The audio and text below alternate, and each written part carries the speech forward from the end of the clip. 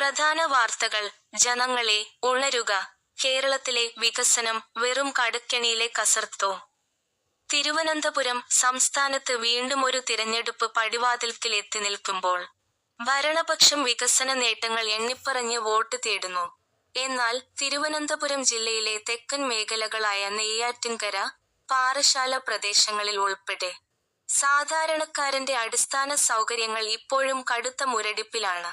സംസ്ഥാനം മൊത്തത്തിൽ വികസനത്തിന്റെ കൊടി നാട്ടിയെന്ന് അവകാശപ്പെടുമ്പോഴും തകർന്ന റോഡുകളും പാതിവഴിയിലായ പാലങ്ങളും കുതിച്ചുയരുന്ന കടബാധ്യതയും ചേർന്ന് കേരളത്തിലെ യഥാർത്ഥ ചിത്രം ചോദ്യചിഹ്നമായി മാറുന്നു.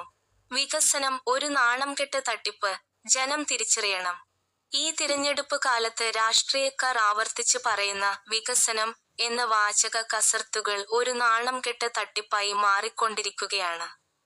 എന്താണ് യഥാർത്ഥത്തിൽ സംഭവിച്ചത്? ചെമ്പര റോഡുകൾ ഉൾപ്പെടെയുള്ള ആഭ്യന്തര റോഡുകളും പാലങ്ങളുടെ നിർമ്മാണവും പാതിവഴിയിൽ നിലച്ചതിന്റെ കണക്കുകൾ അധികാരികൾ മറച്ചുവെക്കുന്നു. നെയ്യാറ്റിൻകര, പാറശ്ശാല ആശുപത്രികളിലെ അടിസ്ഥാന സൗകര്യ വികസനം താറുമാറായി കിടക്കുമ്പോഴും പുതിയ കെട്ടിടങ്ങളുടെ പേരിൽ ഫണ്ട് ചെലവഴിച്ച കണക്കുകൾ നിരത്തി ജനങ്ങളെ കബളിപ്പിക്കുന്നു. ഇത്തരം നിർമ്മാണങ്ങളിലെ കാലതാമസവും അഴിമതി ആരോപണങ്ങളും പദ്ധതിച്ചെലവ് അനിയന്ത്രിതമായി വർദ്ധിപ്പിച്ച് സംസ്ഥാനത്തെ കടക്കെണിയിലേക്ക് തള്ളിവിടുന്നു.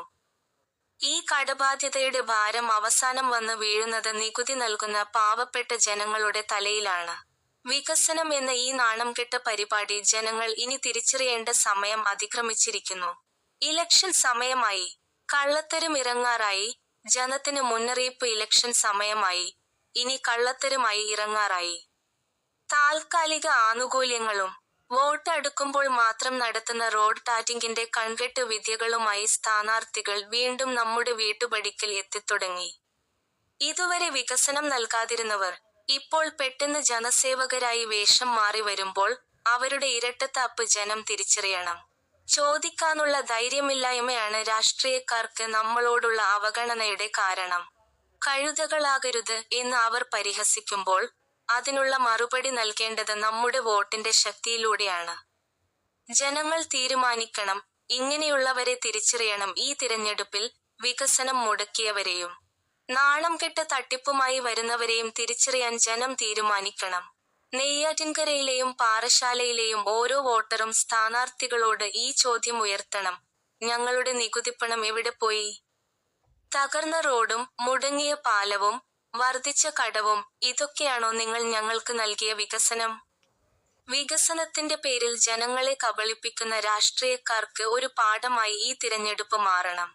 മാറ്റം വരണമെങ്കിൽ നമ്മൾ ആദ്യം മാറിയേ പറ്റൂ. News city Thiruvananthapuram.